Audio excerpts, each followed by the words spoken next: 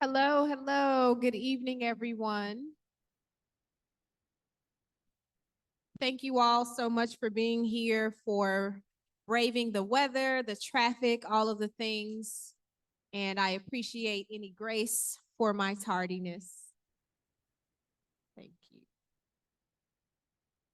So my name is Ramel Terry. I'm one of the commissioners with the Community Commission for Public Safety and Accountability. I also serve as the vice president, and I'm joined here by my lovely colleague. Do you want to go ahead and introduce yourself? Good evening again, everyone. I am Sandra Wortham, another one of the commissioners for the Community Commission for Public Safety and Accountability, and have the good fortune of serving on the CPD Policy Committee.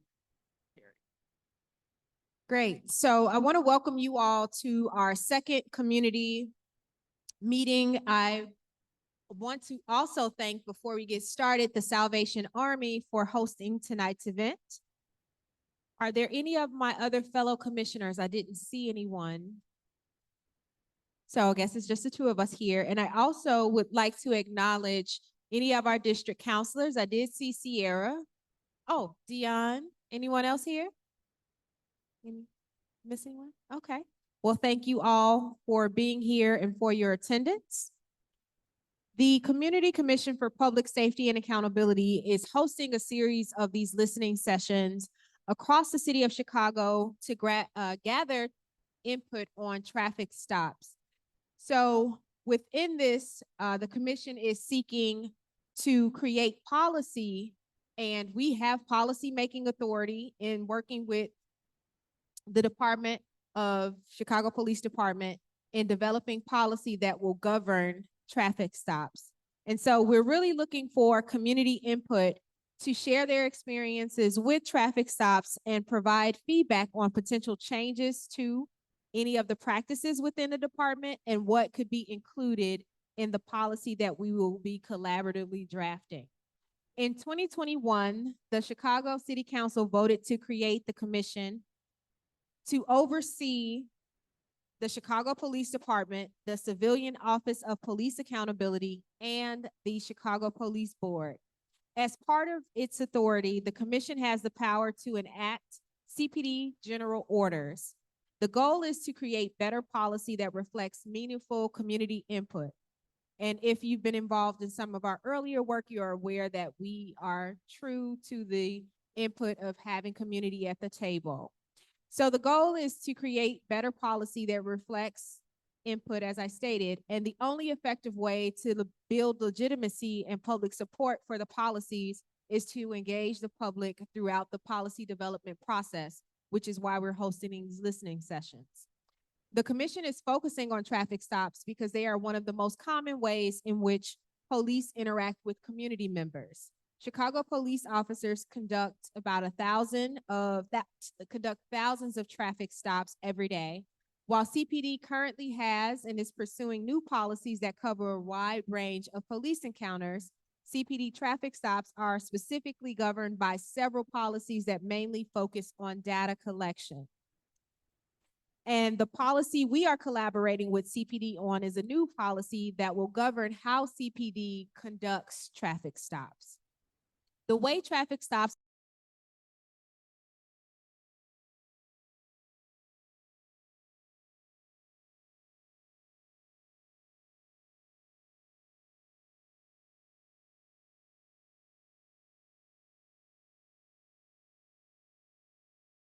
the engagement approach that includes listening sessions like this, focus groups with targeted constituencies, and this also includes members of law enforcement. I will now turn it over to Commissioner Wortham.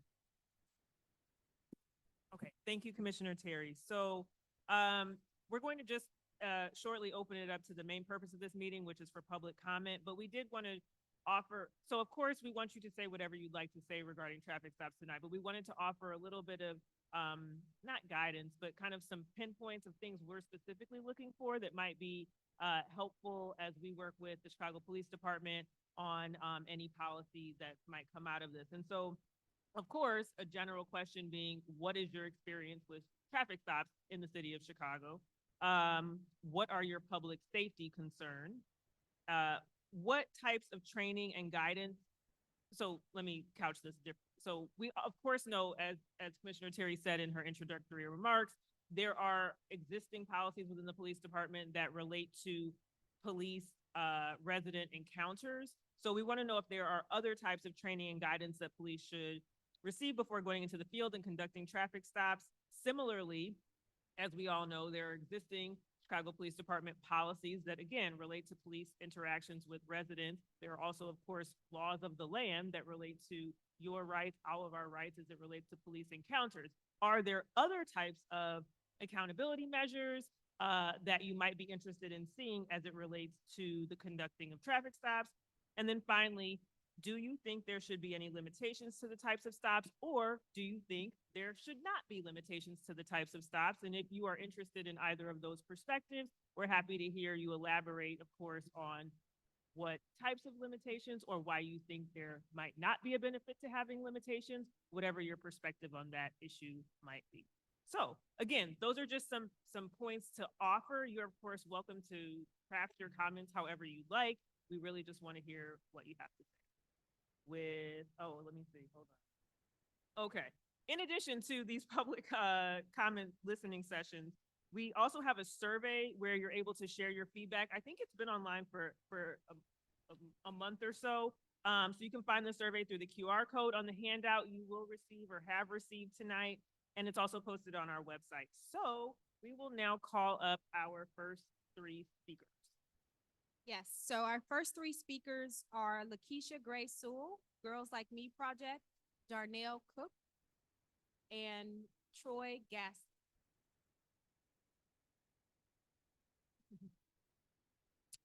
Good evening, ladies and everyone in the audience. I am speaking as a resident here in Inglewood, sorry, and also as a girls advocate in the city of Chicago.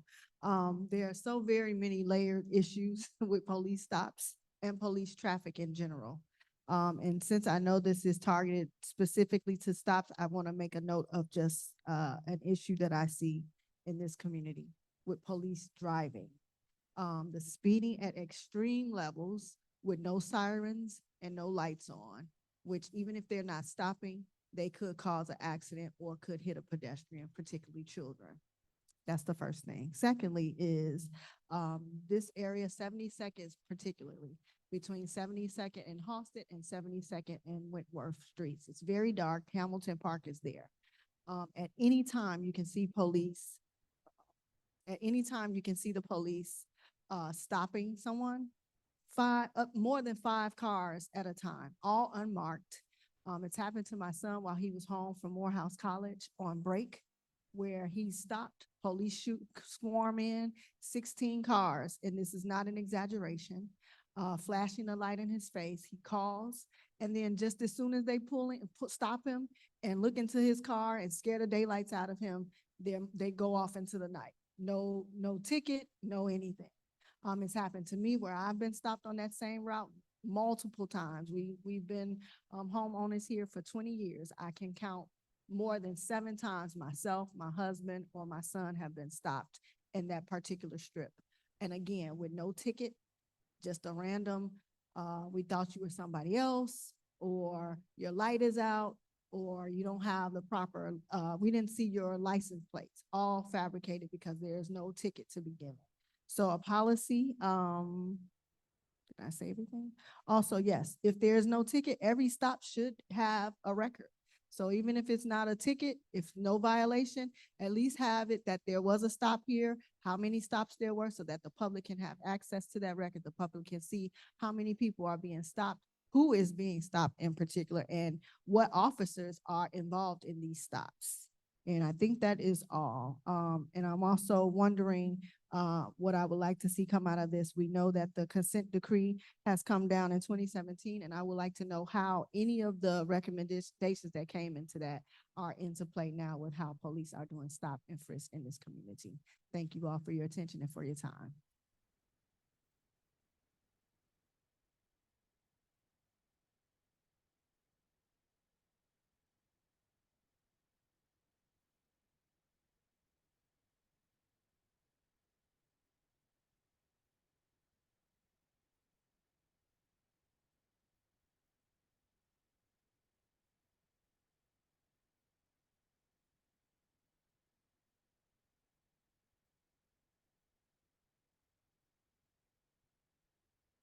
For the record, my name is Daryl Cook, and I'm just been recently pulled over last Thursday. I was about the CPD, and I was physically beaten unconscious. So I was well, basically just excuse me for 1 second, because I've been crying so much about this that I really can't even cry no more. I had faith within the police department. Now it's just like I'm really petrified of them for just being the traffic stop that I just had last week. And like I said, I was physically beat unconscious where I for been in the hospital for like 5 days, where my left side is impaired. My right side is impaired right now, where I was just a hardworking man. I was going to see my auntie over on 77 in May. And it was snowing that day. I think it was the 16th, little black ice out there, and I came to a stop sign. I did a complete stop, but it was slippery out there, so it was like black ice.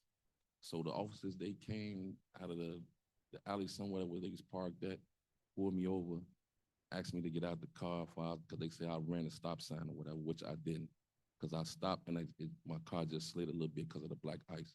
So as far as me getting out the car, the officer tried to grab me, and I just slightly pulled back from him.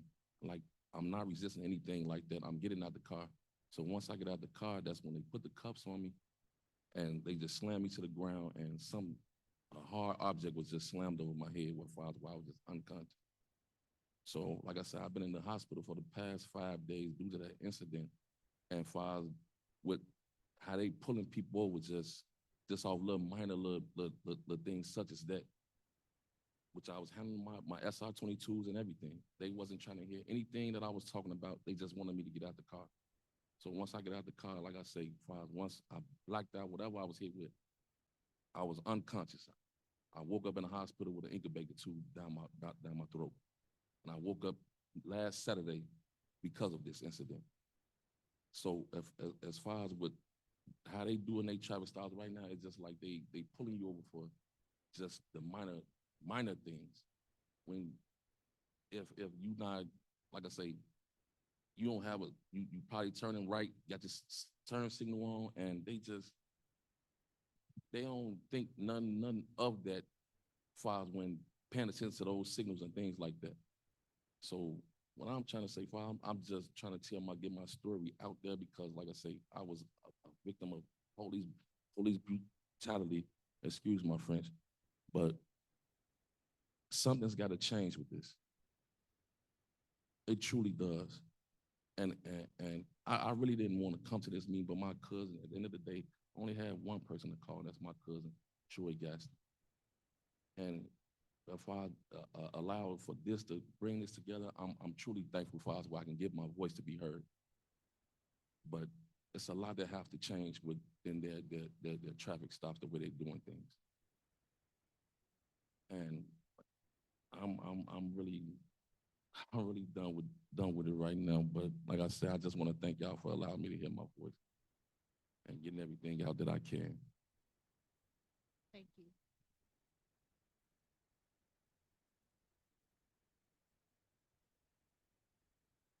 I heard the two commissioners up here today say, "Good evening, everyone," and I didn't hear a lot of voices, so I'm gonna try to do it again.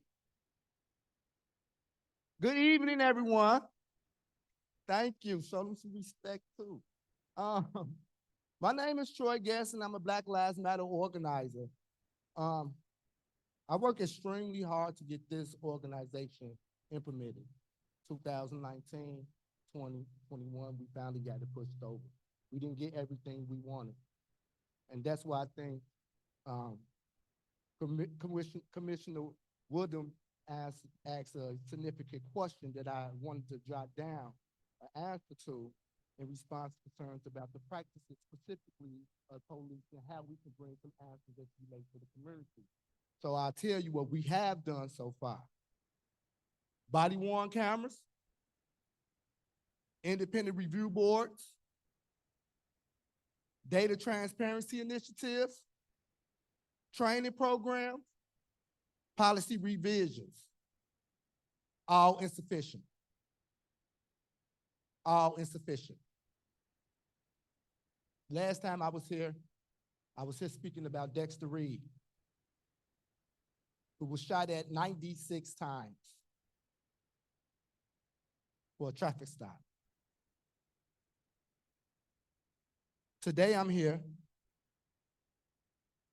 as the PhD student trying to do research on this issue. Is kind of tough, and I know that it's a challenge for y'all. Absolutely challenging. But the community is looking for results. Any institution, we put money into it, and at the bottom line, we all looking for results.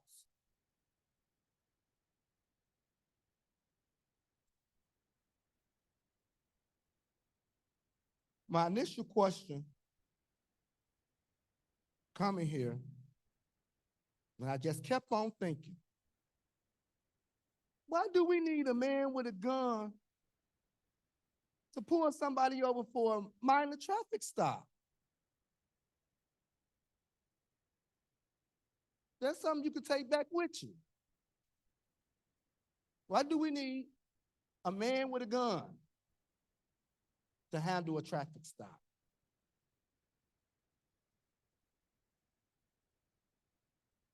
These traffic stops, particularly for African-American men and many other marginalized young men, result in oftentimes deadly violence. We know that from a simple traffic stop. And it's a lot of things that we got to look at: historical background, right? Behaviors of particular potential perpetrators, assumed perpetrators. We got to look at all that. We just can't point the finger at all officers out there. Officers, no one here is saying that. And I, as a Black Lives Matter organizer, as a person who loudly say defund the police, I'm still committed to the idea that we got some good people willing to protect the community. At the end of the day, I'm not gonna waver from that. But in understanding that, I expect accountability. I expect for people to be held accountable when they stepping outside their job, and we ask for this body to do as much work as they possibly can, to be as diligent as you possibly can, but to make a decision about our safety when it comes down to the Chicago Police Department infringing on our freedom. That's all I got for today. Y'all enjoy y'all day, and thank y'all for having us.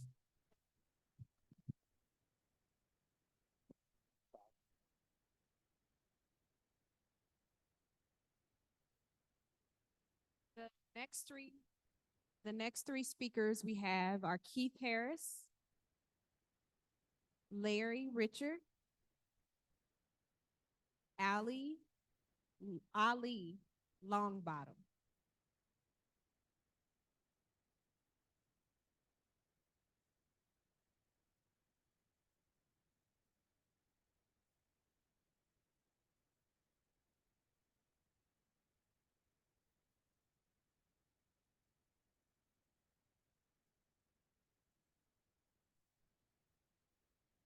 Good evening, everyone.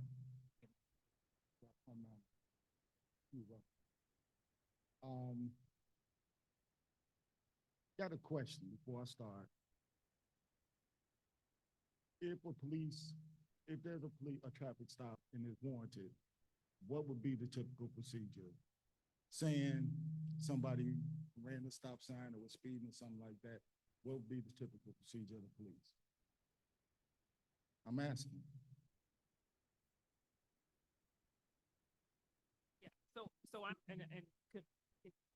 So Commissioner Terry can jump in here. I mean, quite frankly, I could tell you, but I don't, this is why when we open, we try to highlight, and it's actually publicly available. Good news, the suite of policies that are currently in place with the Chicago Police Department as it relates to all things involved in the behavior of conducting a traffic stop. So as you all, I'm sure know, who are involved in this issue, that would include the Fourth Amendment, all sorts of different things like that. I don't want to, frankly, I don't want to speak for the department. I mean, I could tell you, but I think that for the purposes of this hearing tonight, the best thing is to hear from you. I understand the purpose of your question, though. We can discuss as a working group that at one of these, we can open with some more specifics to really ground us in what policies exist now.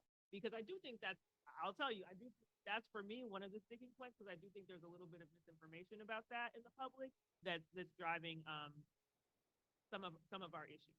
So I know that's not the answer you want, but that's the answer I'm gonna give now, but we will talk about that, because I'm happy to ground the beginning of one of these, because we're gonna have more of these. I'm happy to ground the beginning of another one with a primer on what policies exist, because I do think that would be very helpful for the public, and for the department, quite frankly, so that we're all on the same page when you're discussing your feedback or your opinions on what policies may or may not change.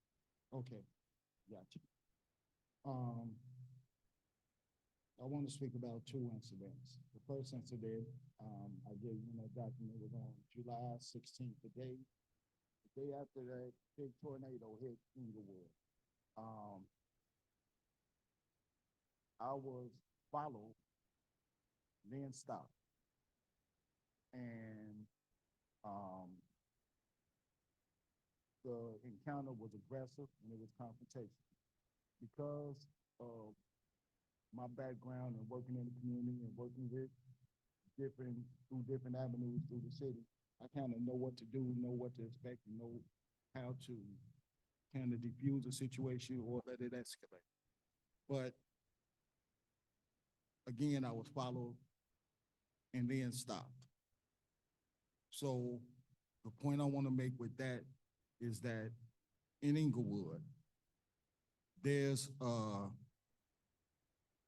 tactic where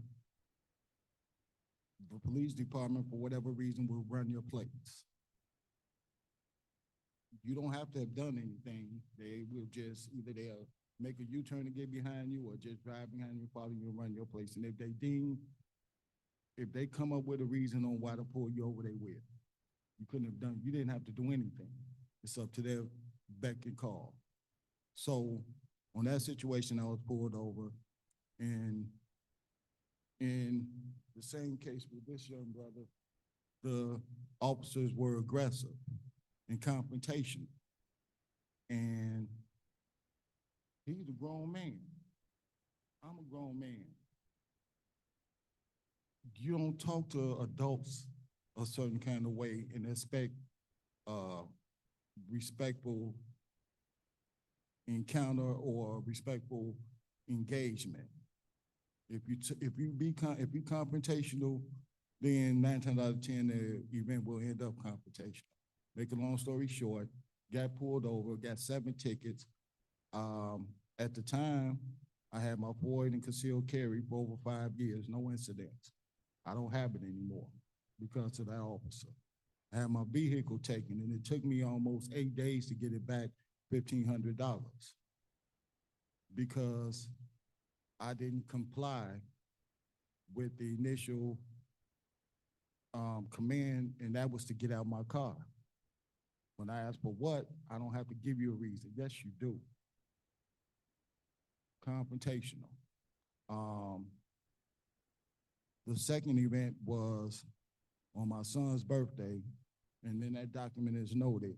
He got murdered on August 8th, but his birthday is January 2nd, and every January 2nd, we have a little balloon release and a light celebration, and we were doing that, and it was about maybe 19, 20 degrees that day. They pulled up about 7, 8 cars without cause and started snatching everybody out the car. Put me in handcuffs, put some of the other kids in handcuffs, searching cars for no reason. Nobody called them, and they were confrontational again. I don't know about other districts, but at a certain point in time, you have people patrolling Inglewood that don't look like me. And they are disrespectful, they are confrontational, and it causes a situation. It causes a distrust, first of all. If there's been a distrust, they're making it further. So to get to some of the policies or some of the things that need to happen, the first thing that needs to happen is the city It might not be the Chicago Police Department, but the city needs to do something about the union contract where if an officer does something, all they really gonna get is a slap on the wrist, and those officers know that. So they disregard commanders, sergeants, lieutenants, whatever the case may be, because they know nothing's really gonna happen. So what? You complain, you put a complaint in my jacket, in my envelope, on my name, but nothing's gonna happen to me. And I'm gonna continue to do this. I'm gonna continue to do this. So the policies or the power that leadership or authority in Chicago Police Department needs to have to reprimand and bring action towards officers that violate their policies, that are overzealous, that create problems when there's not a problem. They need to have that, and that starts with the union contract. The second thing is there needs to be some kind of psychological training, because a lot of times, a lot of police officers are ex-servicemen, and they come back with a mentality like they're still in the service, and that the people that they're patrolling are enemy combatants, and we're not. And we don't deserve to be treated like that. So that needs to be fixed. A psychological exam needs to be done on these officers before they're allowed out in the street. See if they got some PTSD going on. If they still got some issues thinking that they in Afghanistan or Iraq or wherever they were stationed at, because they not, they in Inglewood. And the second thing is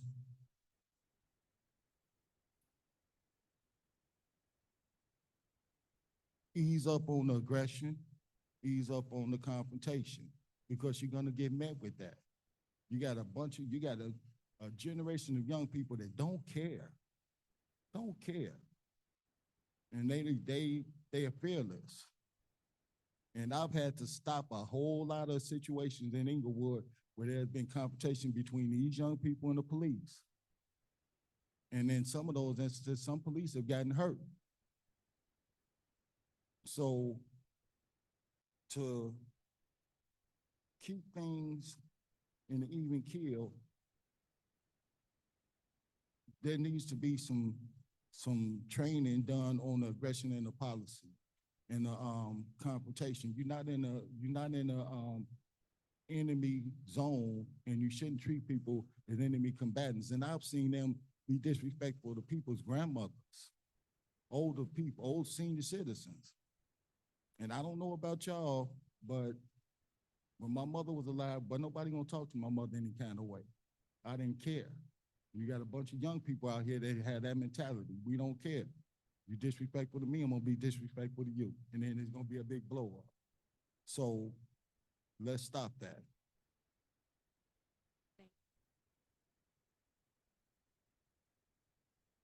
Larry Richard, lifelong resident of Inglewood. When it comes to traffic stops in Inglewood or in the rest of the city, I think that CPD need to take a look at the data rather than a lot of the talk.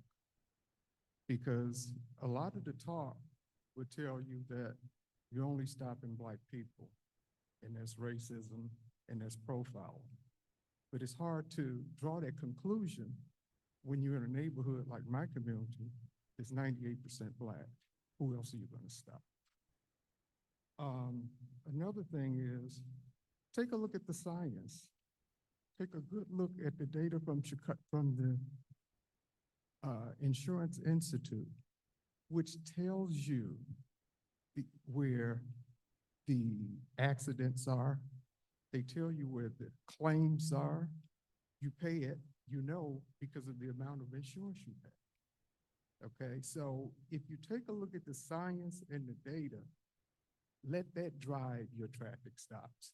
Because in my opinion, in Inglewood, because of the unsafe vehicles, because of the vehicles I see driving around with no headlights, no bumpers, no license plates, no stickers, no tags on the car. All of those are valid stops, and they should not be foregone simply because people are saying you shouldn't stop us or tail light or brake light. Fix it. You know, when I came up, the first thing was, if you had a car, make sure everything was working. If everything is working, you don't draw the attention of the police. The police, I believe, in Inglewood have more to do than just to randomly stop people. But let the data show, because in my opinion, with the crime and with all the unsafe vehicles that I see, a little boy killed right down here coming out of his doorway on 67th Street a couple of years ago. By who? A drunk driver. No license, no plates on the car. That is why we need the traffic stops. People are getting killed by unsafe drivers. People are being ran over at stop signs, property damage. Every weekend or every other day, there's an accident at some of these intersections. You only see one car. Why? Because the other car took off. So in my opinion, they're not making enough of the right stops. CPD does the safe stops. They do the stops on maybe the person who accidentally blew a stop sign in the morning on the way to work. But I see very few of the cars with no plates, no front end, no bumpers, no stickers. I see very few of them being pulled over. So if anything, CPD need to look at the data, look where the accidents are, look where the crime is, look where the hit and run accidents are, and that will tell you what you need to do. And let that speak for itself. And if you do that, racism is not even in the picture. When that red light camera gets you, it doesn't know if you're black or white right off the bat. Okay? They need to, gonna have to do the same type of technology in traffic stops, since people think that everything is racist. Because from my standpoint, having a vehicle that was tore up 6 times and none of the people had insurance, that's not good. So in closing, please have the, write into some of your rules or bylaws, pay more attention to the science. Let the data lead your stops. And if you do that, you will have proof. And they really should come out with something telling people how to act. Because most of the encounters with police with traffic stops over brake lights, tail lights, or whatever, most people get their information from TikTok. And they all end up bad. And guess what? Most of them, the people are wrong. I'm an insolvent driver. I don't need a driver's license. I'm not driving a car. I'm driving in the car. So why don't CPD put something out, as you had mentioned, with the rules and regulations? You can't argue with it if it's in writing. Thank you.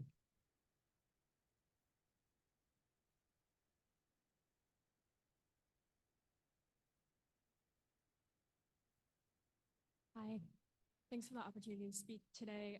I'm Allie Longbottom. I'm here as a member of the Free to Move Coalition and also as a staff member at Chicago Appleseed Center for Fair Courts. Chicago Appleseed and Free to Move have been conducting extensive mixed methods research to paint a clear picture of the criminalization of gun possession in Chicago. I'm here to share our findings from that data and argue ultimately that CPD needs to make an end to pretextual vehicle stops.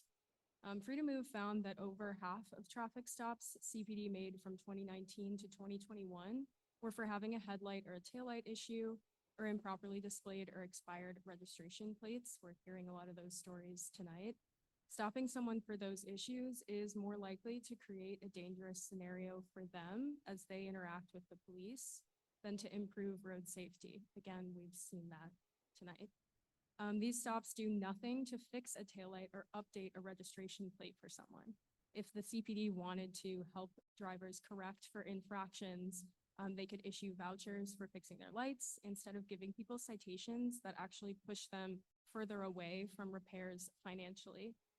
In reality, the function of these stops is not to make drivers or roads safer.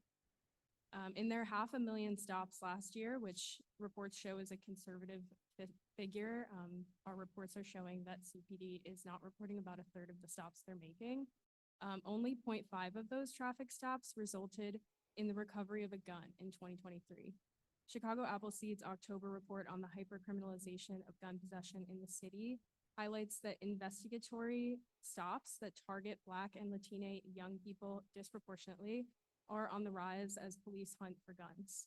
The CPD's interest in getting guns off the street by any means necessary, including stopping people for minor traffic infractions or pursuing people without good evidence, lays the groundwork for far-reaching, and I can't emphasize enough, systemic abuses of power. These pretextual vehicle stops, suspicionless consent searches, and minor traffic stops don't serve the people CPD claims to protect.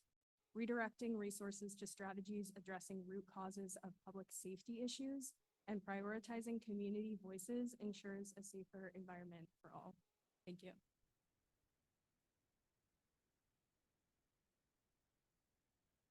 I'm going to call the next four speakers. Brother Cordell, Will, I can't read the full name. Roderick Sawyer, Gabriella Negron, and Danielle Marble. Good afternoon to you commissioners and everyone else here. I myself, Brother Cordell Williams, representing We the Survivors, and my own personal LLC, Cooley Enterprise. I have spent 28 and a half years wrongfully convicted and been out 2 years and have been stopped on every highway and byway that I've traveled on throughout this great country. And as such, I, as a Black man, no longer young, because my future was robbed from me in these very streets that I went to stag and fought at Guggenheim in the formative years. But most important, we always ran into the police in the confrontational method, of which the super predator title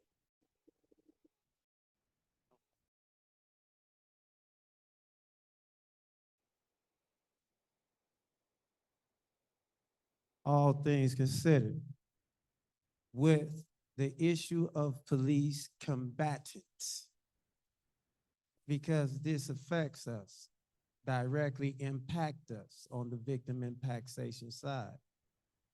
And seeing that the CPD is in charge of the communities at large of color, where most of these disparities are happening, and further pushing us into a modern day reboot of super predatorism that was placed on me in my youth in these very same communities that we have to deal with again in present day. How about the injustices that's everywhere and what have you? I don't intend to preach here. I hope to teach here, because all of us here that grew up in these communities have gone through police interaction. And many of us that aren't here are no longer with us on this planet because of the way the police have capitulated to the harm they have done from the hate that hate has produced. We can play this civil issue and civil liberties issue of police accountability across the board, particularly when there is no love for us on the solid foundation that it was to be built on spiritually, educationally, and edification of lofty estates, hopefully. Nonetheless, it takes a village, and the CPD should be working for the village in its community in which it serves, not to protect, because there is been or has been no protection for the most part, and only because my mother was associated with familiar people of like ilk that understand the education process of being aware of our rights that so many of our elders have passed on because of and due from. For you to be Commissioner Terry of a Terry Stop, I'm sure you're not. However, and you, Commissioner Woodham, how does these spots of council member men and council members and what have you, I'm guessing appointed by the mayor, how is this, or what is it lending itself to, not just policy-making wise, but legislative intent wise? Because we went to these halls of, dare I say, learning and institutional hierarchy that kept us way down. And we still down and can't get up to fight the way we need to fight. And that's because we're in an education system right now that seemingly has not paid itself forward from even when I went through what I went through. And everybody went through what they're going through. And it's seemingly the same thing. But I would like to know if in fact the commissioner spot is that of authority or authoritism over that which is to be governed by someone in the as far as with the CPD. Thank you for your time, and I just hope that someone thinks about us, because you are us too.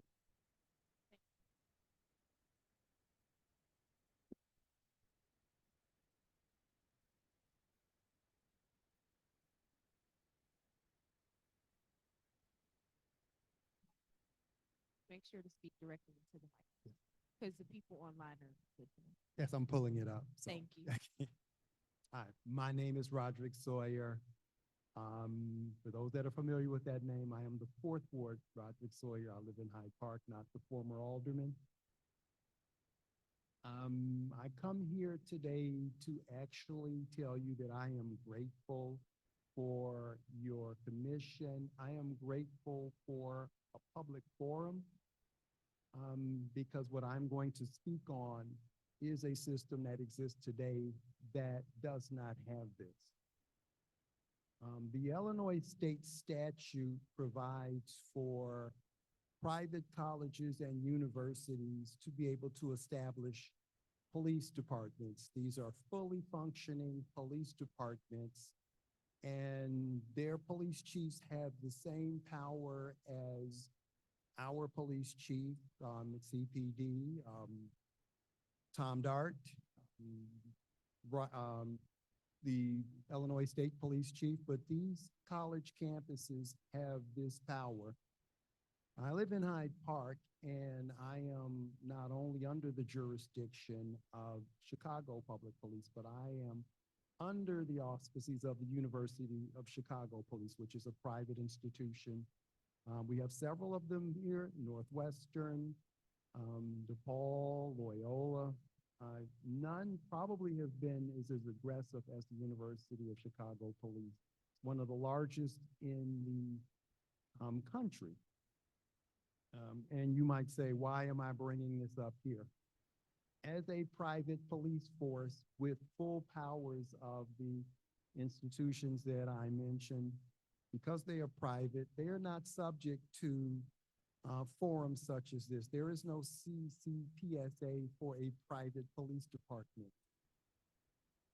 What I have seen, and I have worked on this for the better part of a decade, is the city of Chicago, in particular, alders, and the CPD itself, depending upon private police forces such as Northwestern University and its campus downtown, and the University of Chicago Police departments in the Hyde Park and downtown areas. The state statute is very broad. For instance, if Northwestern or the University of Chicago decided to create a satellite over at Kennedy King College, the statute gives them policing powers from the right of way from where their defined campus borders are straight down to those, to Kennedy King. which means they can use that area and patrol it as they see fit. My point is that because you have these private police forces, things that we would enjoy, such as this forum, Freedom of Information Act, Open Meetings Act, things of that don't exist for them. So it's as disheartening and as distressing as all of the uses, as many in this audience have talked about here, that process wouldn't exist if you were in Hyde Park and a University of Chicago police officer decided that they wanted to be a bad actor and do some of these same things. There's no FOIA, there's no public forum, there's no Open Meetings Act, there is nothing. But there is something that I would ask this body to do. Usually the city of Chicago enters into a memorandum of understanding, or those relationships are defined by ordinances. I would ask that this body would look at those MOUs and look at those ordinances and decide going forward that if private colleges which have this power are going to police our public streets, not just their defined campus borders, but even further, they be subject to Freedom of Information Act, that they have to collect that data. And if it's outside of their campus borders, or even within them on the public streets, that they be subject to the Freedom of Information Act, have to collect that data and report it. That they be subject to meetings like this, and not on their campuses, but in public spaces where people would feel safe. If a University of Chicago police officer had abused me, the first step is to go to their offices on their campuses and make that complaint. This building here is fairly neutral, as you can see by the people in this audience. People feel safe to come here. They feel safe to share the stories. Those MOUs would also restrict the patrol access to those defined campus areas. For instance, and I use the University of Chicago as an example because I live in the Hyde Park neighborhood. Their defined campus boundaries are 55th Street to 59th or the Midway Plaisance, from Cottage Grove to the lake, but they have extended boundaries to 64th, the Cottage Grove, to 39th to the lake, because they've been able to establish outposts that gives them that access. The next thing I would ask for is that they, instead of reporting to their own internal command, that they report to the area commander of the CPD, not to their own private police chiefs, that they go through certified training, just as the Chicago Police Department goes through. I was working with my state senator and state rep, Robert Peters and Curtis Tarver. And because that legislation is flawed, I co-wrote legislation that would put some of these same things that would govern not just private police in Chicago, but all over the state, because it is a state statute. Lobbyists watered that down to meetings, just like this. No FOIA, no Open Meetings Act, nothing, no accountability. And as you do know, you all, or the police aren't, or our aldermen or the mayor aren't the first line of accountability when it comes to abuses in a private institution, their police forces. It's our state legislators.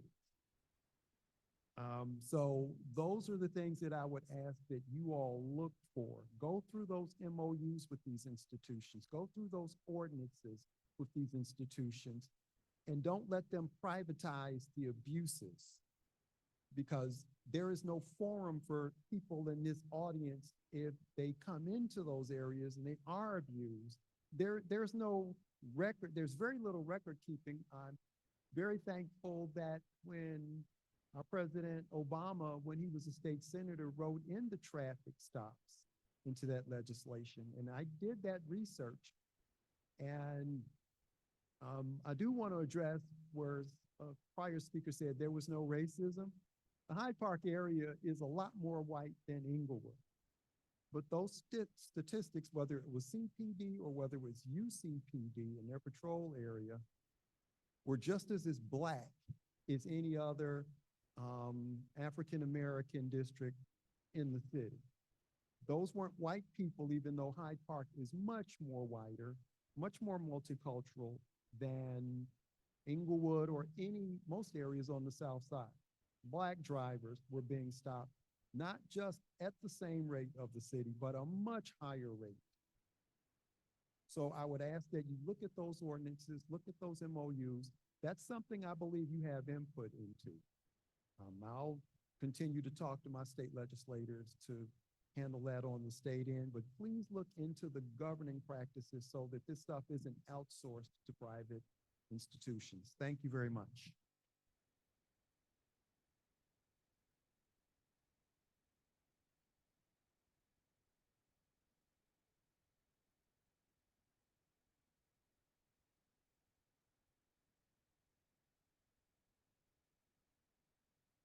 Gabriella? Yeah, Gabriella, yeah. Hello, everybody. So I'm here because I've lived in the Chicagoland area my entire life. I've, went through my 20s in Chicago, went through my teens and all of that. And I, looking like this, have, I'm gonna say never, but I'm gonna say at least very few times I've had a decent encounter with CPD. That is an issue. If I'm having problems with CPD, I know everybody here is, in one way or the other. And I think a lot of it stems from unconscious bias. I'm an Afro-Latina, I am queer, I dress masculinely, and so people will approach me and assume that they know me. They assume they know where I come from, what I'm about, what I've done. They don't know that I have a master's degree. They don't know that I've attended private schools my entire life. They don't know that I grew up in Homer Glen. But they're gonna come at me a certain way because they think they know who I am.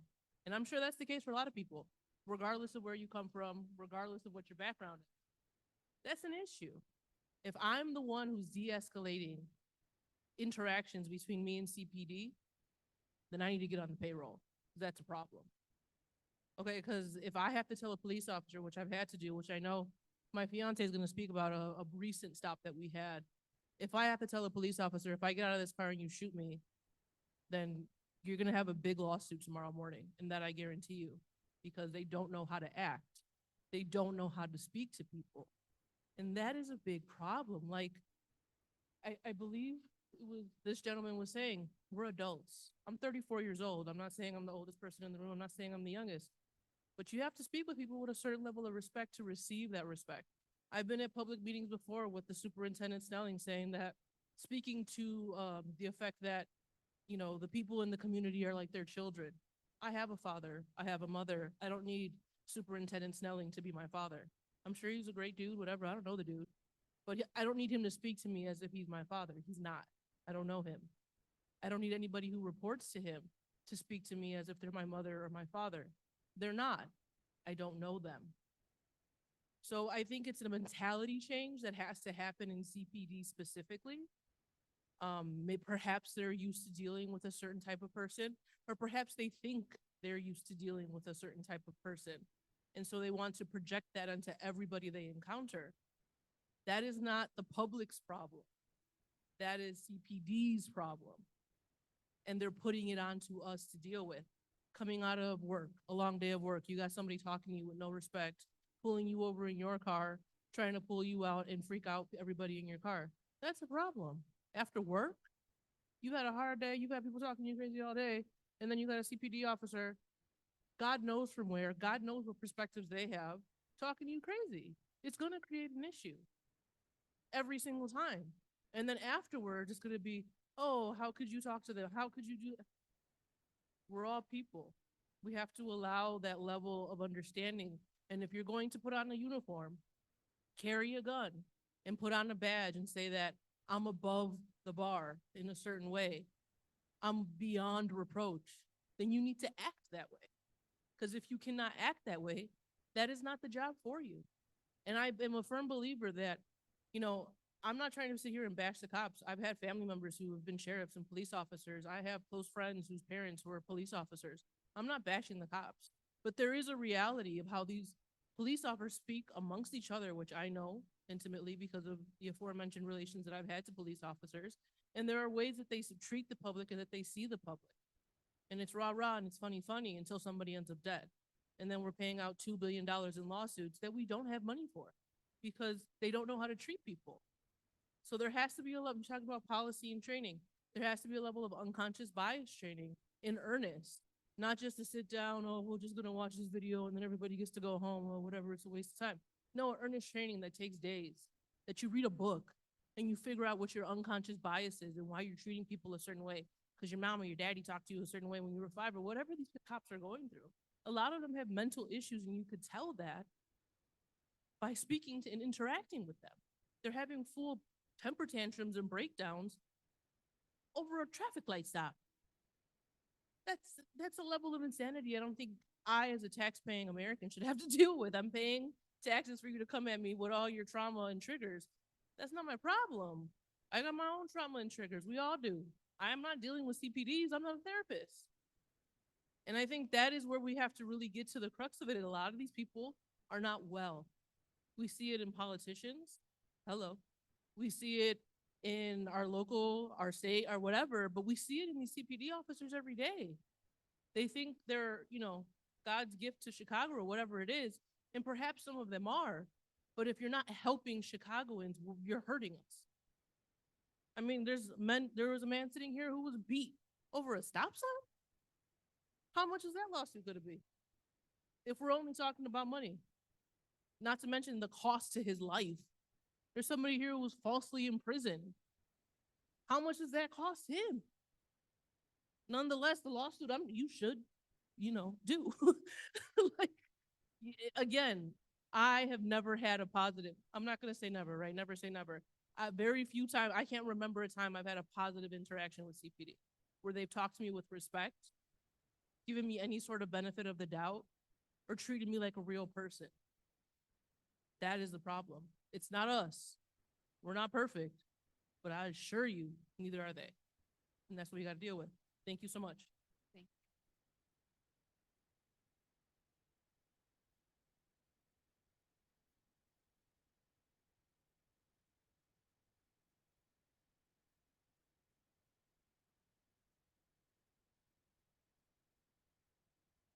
Hi, my name's Danielle Marburg, and as my fiance Gabriella mentioned, we were together and we were stopped at a traffic stop. Like many of the people here, I came here tonight to talk about that experience and was horrified to find it's not unique. In fact, everyone in this room has had the same experience, and so all I want to say is it's terrifying when you're just sitting in the passenger seat of the car after a long day of work, having done my best, and there's this man flashing a light in my face, telling me to roll down the window. I'm not even driving. I can't drive. I'm just sitting here trying to get home from work. And I'm having to think about, do I need to open my phone to start recording in case my fiance is shot in front of me? Are they gonna shoot me before I can get my phone open? Luckily, we both made it home, but my whole point is there has to be some kind of rules of engagement. There have to be rules that we understand and that they understand that we know. So then when we're having these engagements in the public, we can say, hey, this isn't how it's supposed to be. You can't talk to me like that. I have a right to be spoken to as an adult with respect. And there needs to be an understanding that they cannot engage with people in a way that makes them feel terrified. It's happening in Inglewood, but it's not just happening in Inglewood, it's happening across the city. This is a systemic issue that they have to take seriously. That's all. Thank you.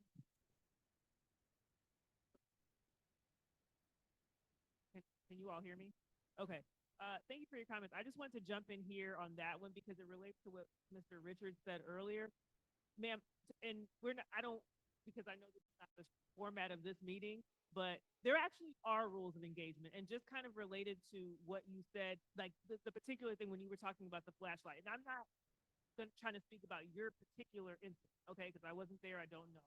But I do think the more I listen to everyone here talk, what I really would like us to do as we prepare moving forward is like have a session where we talk about that. Because again, everyone's gonna have their particular experience and perspective on this. And I don't wanna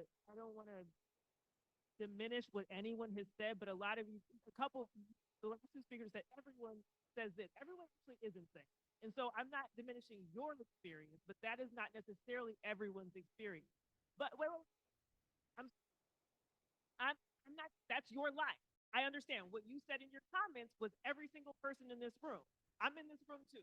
And there are other people in this room who've had comments that were separate. So all I'm saying is, I think I'm taking responsibility for our work here, that I do think one of the starting points, but one of them is we should come to you guys with, here are the rules that exist. You don't have to like them. I'm not too good with that. But I believe every person who travels through this city should know what with why you have to like it, but you should know this. So you don't like it, that necessarily feels like your rights are violated. You like, but I think the more every person like some of them,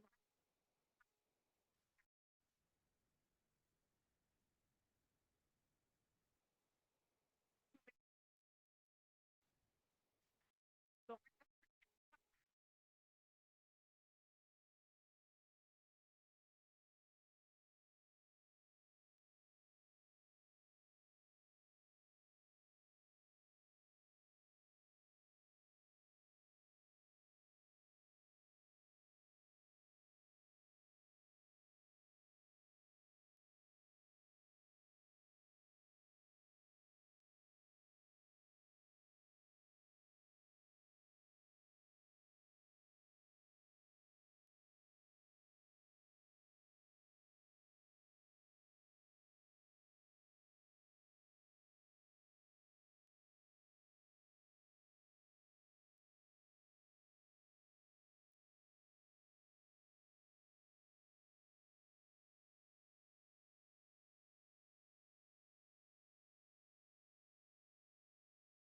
and again, this is the listening session, but I'm also able, the one thing that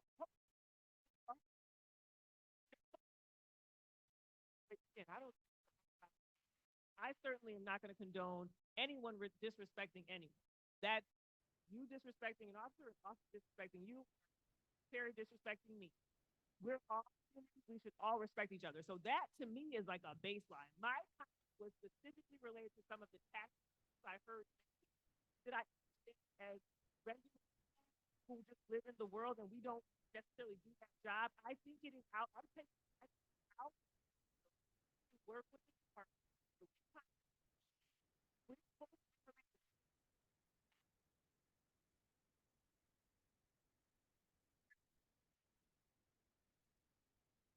That's what I want. So I'm with you on respect. Thank you.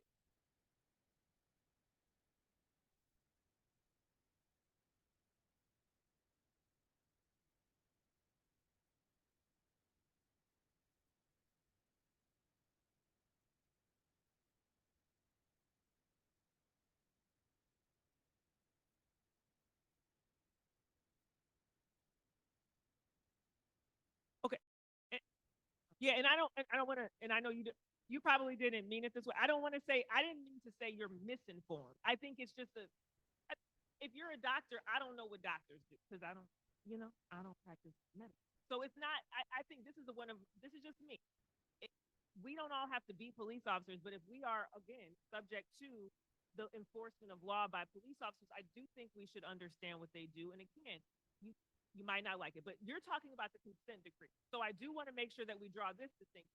We're not Community Commission for Public Safety We're and not Accountability. CPD. One of the carve-outs specifically for our work is we generally not have any authority over issues, policies that have been placed into the consent decree.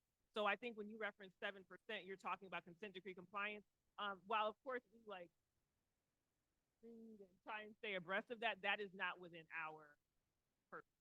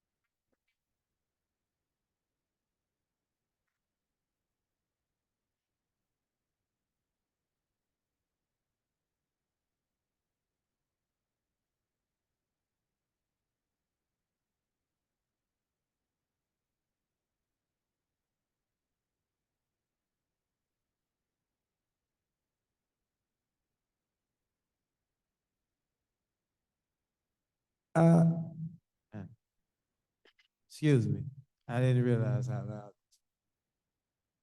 But I was going to say that ignorance of the law is no excuse. That's for certain. However, our communities of color has not been educated to deal with this believable lofty expectations of human rights. Because when we get right down to human rights, the you and me is somewhat similar for them to see as far as the opposition. Because we're on the opposite sides of what the law's supposed to ride. You know what I'm saying? And they're supposed to bring that to everyone, not just the 3/5 of a man that they left behind, but the taxpaying man of representation. Taxation and representation, definitely what you're speaking about. And an injustice anywhere is an injustice everywhere, if we go with Dr. King's dream. But we understand things that we was educated in. Capital things and gangs and all that other thing remains. But still in all, we in a school talking really what we ain't, what all of us ain't doing for the record. If we got love for one another according to our essence and our presence of our being, we be right here. All of us be right here in this community of color where we are colorfully abused, misused. And some of us don't understand the term being used, but you can be useful too. Thank And you. them exorbitant tax dollars. Yeah. Indeed, they do. Thank you, Brother Cordell. So, so we are at a close for this particular session. I did see your hand up. Did you have something really quickly? Can you come to the mic so everyone can hear you? Whenever the public is faced with opposition to what the law is or what tactics are acceptable, it's always said, oh, you all don't know the law or you're not familiar with the law, and so you should be accepting of how you're treated.